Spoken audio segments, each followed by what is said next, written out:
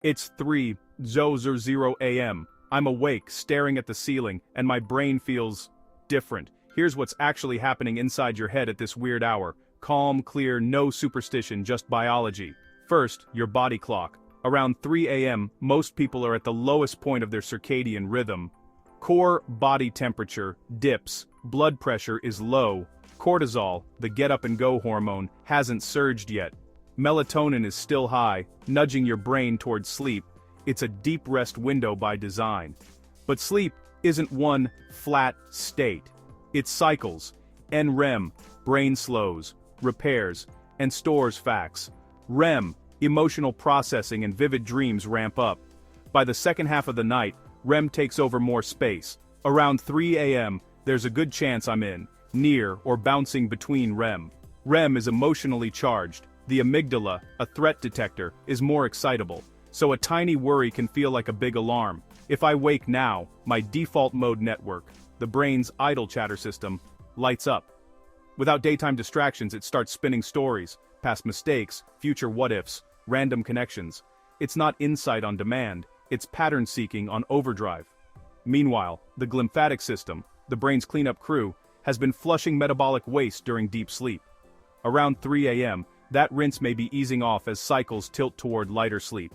Combine that with low temperature and low glucose availability, and the brain can feel foggy, hungry, and, oddly, alert. Why do I wake then? A few common culprits. Stress. Elevated norepinephrine can fragment sleep, especially before dawn. Alcohol.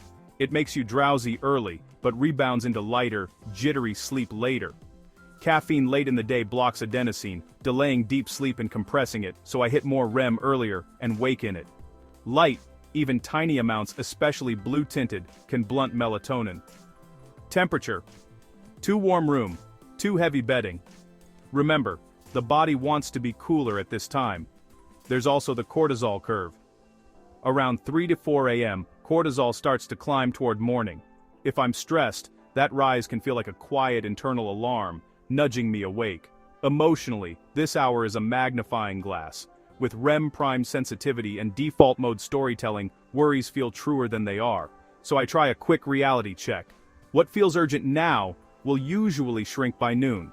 What helps in the moment? Don't fight the clock. If I'm awake more than 15 to 20 minutes, I get up, keep lights dim, and do something low stimulus. Breathing, gentle reading, light stretch. No doom scrolling. No bright screens. I keep thoughts on rails, a neutral mental task, like counting breaths or naming objects in a category. Longer term, I nudge the biology. Morning light within an hour of waking anchors my clock. Consistent sleep and wake times, yes, weekends too.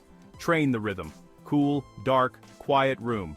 Cut caffeine by early afternoon. Limit alcohol and finish big meals and intense workouts a few hours before bed. If ruminations are the trigger, I do a worry download earlier in the evening. Write it. Plan it. Park it.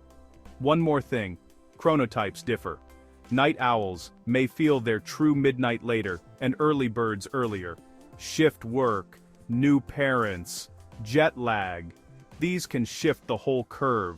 The 3 a.m. effect is less about the exact time and more about where you are in your personal rhythm. So, what happens in your brain at 3:00 a.m.?